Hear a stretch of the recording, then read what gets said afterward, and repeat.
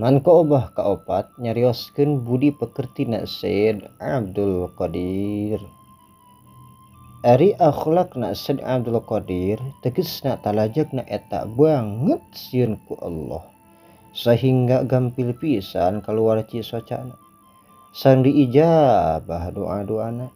Pohara barahanana tebih tina kaawonan kalintang cakeutna kana kasayan.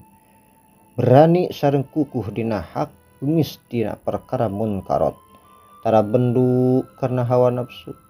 Tara nulungan anu lain karena Allah. Tara nolak kanu jajaluk sanajan anu nyuhunkeun anggoanana.